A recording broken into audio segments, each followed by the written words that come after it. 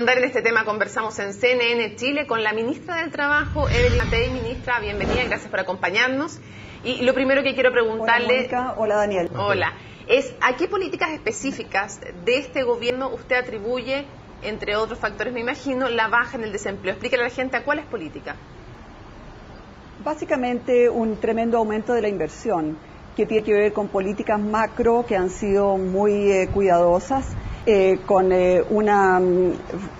quitar problemas para formar empresas. Ustedes ven que estamos tratando de que una empresa se pueda formar ya en un día, con tener reglas claras en el mediano y largo plazo, con una preocupación muy fuerte por tener cada vez mayor productividad. En el fondo tiene mucho que ver con confianza. La inversión, en el fondo, es una cantidad de dinero que pone un empleador, un empresario, y no la pone si no tiene confianza. Así que yo diría que tiene mucho que ver con la confianza que ha generado el gobierno del presidente Piñera. Ministra, sin duda las cifras así lo dicen, se están generando más empleos en Chile. ¿Hay cifras también con las que podamos decir que se están generando mejores empleos en nuestro país? Sí, eso es lo que más contenta me tiene, Daniel. Fíjate que en el Gran Santiago el salario de los trabajadores dependientes, el salario medio ya está casi alcanzando 500.000 pesos, son 498.000 pesos. Pero lo más importante, en un año ese salario promedio creció en un 14,2%. Y en 2 años creció en un 26,8%. O sea, realmente lo que vemos, y es lo que hemos dicho siempre, que no hay mejor protección para los trabajadores que el pleno empleo. Usted puede tener muchas direcciones del trabajo, tiene que tener sindicatos, bienvenidos los sindicatos, pero a la larga lo mejor para los trabajadores es saber que si pierde el empleo o si se quiere ir del empleo va a encontrar inmediatamente otro. Eso empuja siempre los salarios hacia arriba y empuja también a que haya un mejor trato hacia los trabajadores.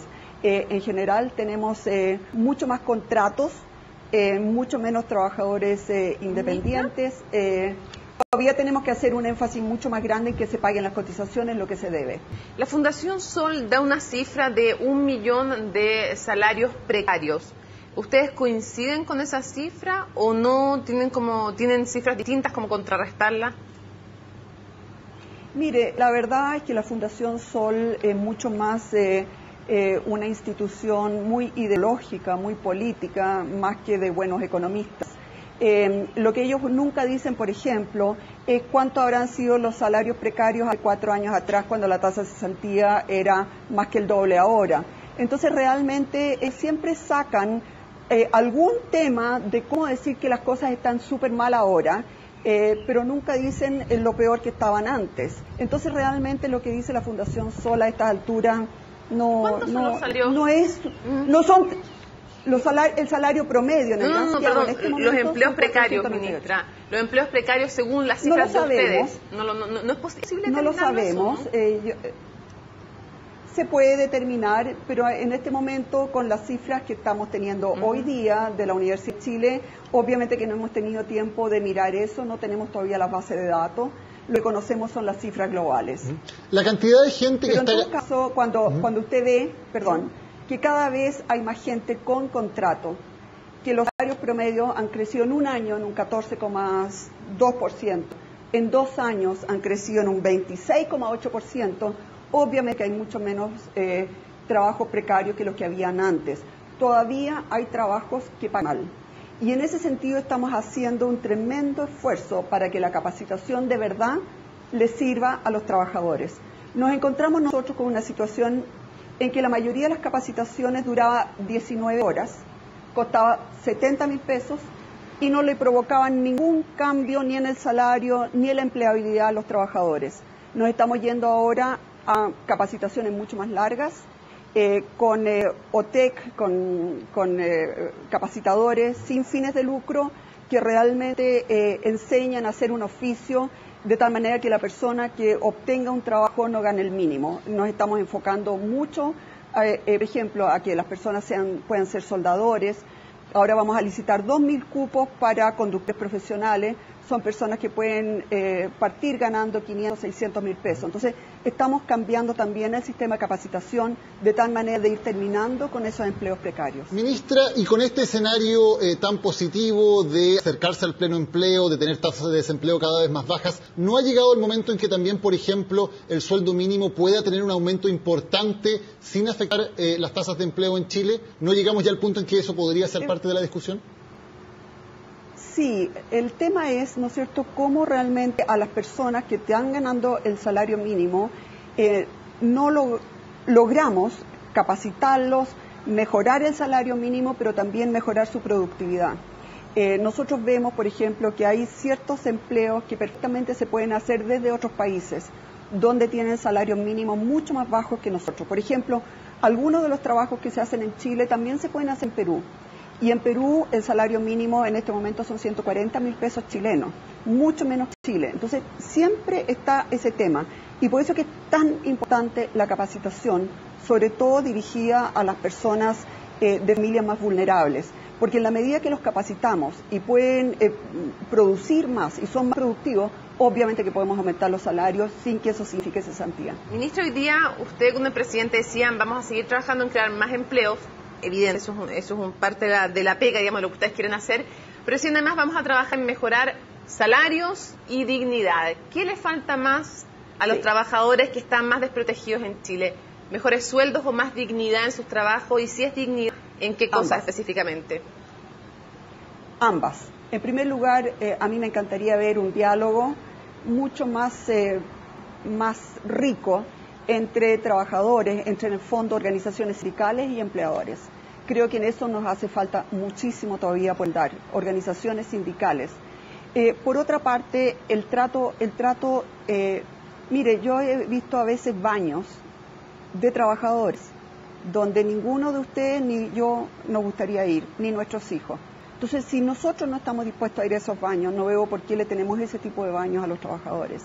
Por ejemplo, cuando están trabajando a la intemperie, tienen que tener los elementos de protección, elementos de seguridad. Todavía tenemos demasiados trabajadores que mueren o que quedan inválidos. Todo eso es lo que nosotros estamos tratando de fiscalizar, porque el trabajador es un ser humano que tiene una familia, que tiene los mismos sentimientos y que merece respeto y dignidad. Y eso lo estamos peleando mucho. También los salarios. Los salarios es parte, ¿no es cierto?, las personas trabajan para poder sacar a sus familias adelante y por eso que nos interesa tanto también que los salarios vayan aumentando, de tal manera que se vayan reduciendo las inequidades, se vaya reduciendo la tremenda desigualdad que hay en nuestra sociedad. Ministra, entre esas tareas pendientes para seguir mejorando en temas de salario, en temas de dignidad, de condiciones laborales, ¿está también aumentar las tasas de sindicalización de Chile que son bastante bajas? Y si es así, ¿cómo concretamente se pueden aumentar esas tasas? Mire, hay ciertas prácticas que yo creo que hacen muy mal al movimiento sindical y es algo que me encantaría poder hablar con la CUT. Por ejemplo, en el Transantiago tenemos más de 1.200 sindicatos. Entonces, al final no hay con quién hablar. Hay muchos sindicatos pequeños, a veces no representan mucho a nadie y por lo tanto nosotros necesitamos sindicatos más grandes. Todos estos sindicatos del día después, hay muchos sindicatos que realmente al final le hacen un daño al movimiento sindical porque no representan mucho a nadie, etcétera. Entonces, yo creo que debiéramos ir cambiando las formas en que se pueden, ¿no es cierto?, constituir y funcionar los sindicatos. Y eso es algo que me encantaría poder conversar con la CUT. Tuve una reunión con la mesa directiva, encontré que realmente hay condiciones para conversar con ellos. Estamos conversando algunos temas como el seguro de desempleo con la CUT y con la CPC también. Espero que podamos avanzar en eso. Ministra, pero sí, creo que efectivamente los movimientos sindicales son muy importantes en todos los países y Chile no tiene por qué ser excepción. Sergio Bravo, del Centro de Microdatos de la Universidad de Chile, que es la institución, contémosle a la gente, que dio a conocer justamente estas cifras históricas de bajo desempleo, dijo que se explicaba por el crecimiento económico, pero además lo que me gustaría preguntarle a usted, si usted encuentra justa o no esta afirmación, esta parte, en que dice que la base de esto es una continuidad virtuosa de políticas económicas de las dos administraciones de gobierno, se refiere a Piñera y a Bachelet, donde la crisis del 2008 parece no afectar ¿cómo se estimaba? ¿Usted encuentra que estos niveles de desempleo realmente son responsabilidad en partes iguales de las políticas de Bachelet y Piñera? ¿Es una continuidad? No, claramente no en partes iguales. Lo que sí debo señalar es que la crisis del 2009 se enfrentó bien. Y en eso nosotros también, la oposición de ese entonces, colaboramos enormemente. Algunos proyectos de ley los sacamos en 2 semanas, de tal manera que realmente esa crisis no se tradujera en mucha cesantía. Y por lo tanto, yo tengo y siempre he expresado una buena opinión del entonces ministro de Hacienda, Andrés Velasco. Creo que él se portó en forma muy razonable, en forma muy correcta. Él hizo lo que un economista debía hacer. Ahora, de verdad creo que este gobierno, el 5,2% no lo tendríamos si este gobierno fuera de la concertación. Eso no tengo ninguna duda. Ministra, y en ese sentido, mantener estas cifras a largo plazo depende de cuál sea el resultado de las elecciones presidenciales de este año. Definitivamente sí. Si realmente, como se supone, la expresidenta va a plantear, por ejemplo, una tremenda reforma tributaria, eso naturalmente que va a afectar la creación de empleo, va a afectar la inversión. Eso no me cabe ninguna duda. Ahora son otros modelos, son modelos más bien de repartir.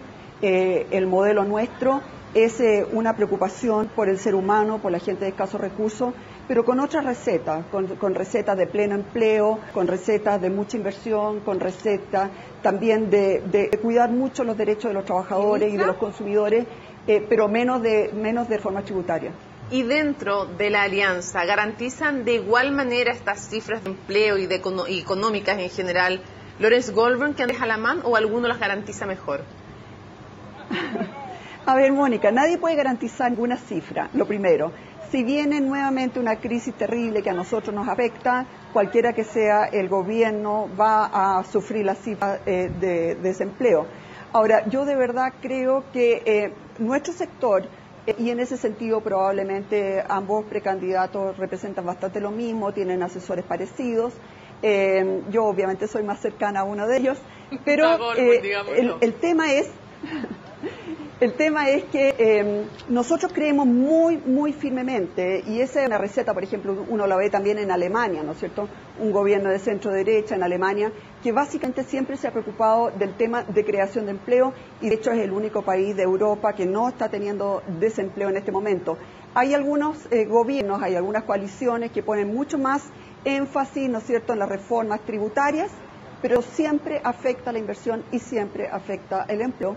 Hay otros que nosotros ponemos mucho énfasis en que el dinero se gaste en forma muy eficiente, que seamos muy, en realidad, preocupados de que no se gaste un peso en nada que no corresponda, y le ponemos mucho énfasis en la inversión, en la creación de empleo, porque creemos que al final es la mejor protección a los trabajadores y la mejor forma también de ir igualando estas tremendas diferencias que tenemos en nuestra sociedad. Ministra, y el hecho de que el presidente tenga una experiencia personal en el mundo privado en cuanto a cómo se crea empleo en el mundo privado, que es el que crea la gran cantidad de empleos en Chile, como lo tiene el presidente Piñera o como lo tiene Lawrence Goldburn, pero no Andrés Alamán, ¿es también un factor importante a la hora de mantener niveles de empleo fuertes?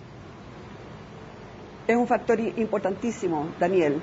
De hecho, yo ahora he entendido por qué el presidente ha logrado dar vuelta a empresas que estaban complicadas, él las ha hecho ganar mucho. Es un hombre que entiende cómo se crea empleo, cómo se hacen empresas, cómo funcionan mejor las empresas, y desde ese punto de vista efectivamente eso ayuda muchísimo. Entonces, algo que muchas veces se ve con...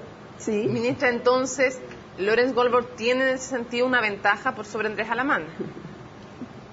Bueno, que cada uno saque sus conclusiones, yo no voy a decir eso, pero unos podrán tener ventajas en unas cosas, otros podrán tener ventajas en otras, pero yo creo que en la creación de empleo sirve mucho haber trabajado en la empresa privada, sirve muchísimo. Y lo otro, porque se nos acabó el tiempo, pero en esta polémica entre la UDI y Jaime Mañalich, el ministro Mañalich, ¿exageró o no la UDI? Mire, al final todos estos episodios, al final probablemente todos han exagerado y todos han sido un poquito más puntuosos de lo necesario. Yo espero que efectivamente esto ya se haya dejado definitivamente atrás.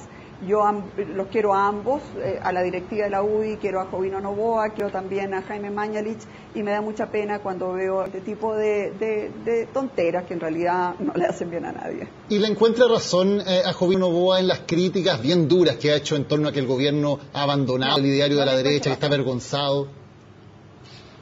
No, no le encuentro para nada razón. Yo lo quiero mucho a él, pero no comparto prácticamente. Ahora, yo creo que él tiene derecho a expresarlo. Creo que eso es parte de la democracia. Yo personalmente soy absolutamente de centro derecha, soy además economista y yo creo absolutamente en todo lo que ha hecho el gobierno del presidente Piñera y lo apoyo totalmente y no creo que hemos abandonado nada. Y además que lo hemos hecho regio. Creo que el presidente Piñera va a pasar a la historia como un presidente que realmente le ha dado un empuje a nuestro país, o sea, increíble. Así que no comparto esa crítica, igual le tengo cariño, igual no me gusta que lo critiquen a él, porque creo que él tiene derecho a expresar su opinión, aunque uno no las comparta. Ministra Matei, le agradecemos muchísimo que nos haya acompañado aquí en CNN Chile. Muchas gracias a ustedes y yo lo único que quiero decir, igual estamos muy conscientes que hay mucha gente que necesita empleo y que necesita mejor empleo y que necesita mejores remuneraciones. No vamos a bajar los brazos. Gracias, ministra, que está muy bien. Gracias. Bien, vamos a hacer una pausa en Primera Edición.